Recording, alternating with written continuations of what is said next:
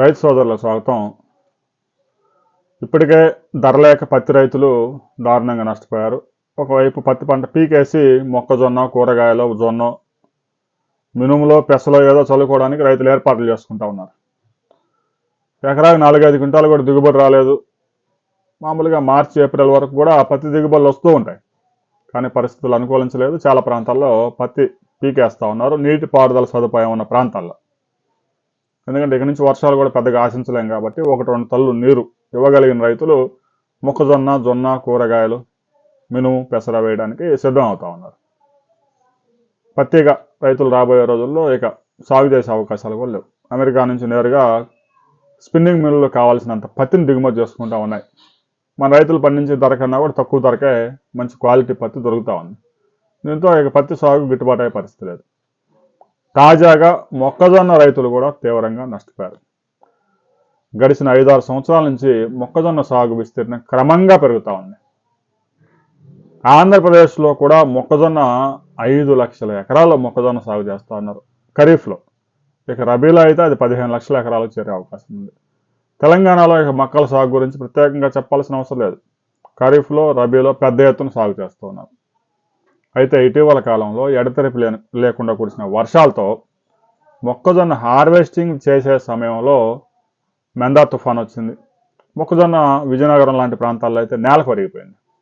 దాన్ని హార్వెస్ట్ చేయడం కూడా రైతులకి పెద్ద తలనొప్పిగా మారింది. సహజంగా హార్వెస్ట్ ఎకరాకు 1 గంటల హార్వెస్టింగ్ చేసేది 3 గంటల సమయం తీసుకుంటా ఉంది. అంటే ఎకరాకు 4,000 రూపాయల ఖర్చు పెరిగిపోయింది. ఇక కొన్ని ప్రాంతాల్లో మొక్కలైతే మొలకలు కూడా వచ్చాయి. దీంతో 2,400 లభించాల్సిన కనీస మద్దతు ధర 700 రూపాయలు తక్కువకి క్వింటా 1,600-1,700కే రైతులు అమ్ముకోవాల్సి వస్తూ ఉంది. కొంచెం మెట్ట ప్రాంతాలు, సత్యసాయి జిల్లా లాంటి ప్రాంతాల్లో క్వింటా 900 వరకు కొనుగోలు చేస్తూ ఉన్నారు. మద్దతు ధర కొనుగోలు చేయాల్సిన మార్కెట్ ఇంతవరకు రంగంలో దిగలేదు. ఖరీఫ్ సీజన్ అయిపోయింది, పంట చేతికి వస్తుందని తెలుసు నవంబర్లో. మరి ఆర్థిక శాఖ నుంచి అనుమతులు తీసుకొని 4 రోజుల ముందు నుంచి ఏర్పాట్లు చేసుకోవాలి మార్కెట్లో. ఆర్థిక శాఖకి ఎన్ని లేఖలు రాసినా కూడా స్పందించడం లేదట. ఆర్థిక శాఖ అనుమతి ఇస్తేనే మార్కెట్ రంగంలో కొనుగోలు చేసింది. ఎందుకంటే రైతుల దగ్గర నుంచి కొనుగోలు చేసిన 24 గంటల మరలా రైతుల ఖాతాలో డబ్బు వేయాలిగా. ఆ డబ్బు ఇవ్వాల్సింది ఆర్థిక శాఖ. ఆర్థిక శాఖ ఎప్పుడో 2 నెలల కిందటే లెటర్ రాస్తే ఇంతవరకు స్పందించలేదు. అంటే రైతులు పూర్తిగా వ్యాపారస్తులకు తక్కువ ధరకు అమ్మేసిన తర్వాత అప్పుడు ఆర్థిక శాఖ స్పందించింది. అప్పుడు వ్యాపారస్తులు తీసుకెళ్ళి మద్దతు ధరకు అమ్ముకుంటారు. ఈ విధంగా మద్దతు ధర కూడా రైతులకు ఇవ్వడానికి అధికారులకు చేతులు రావడం. పత్తి రైతులు నాశనం చేశారు. మొక్కజొన్న రైతులను కూడా శుభ్రంగా ముంచే ప్రయత్నాల్లో ఉన్నారు.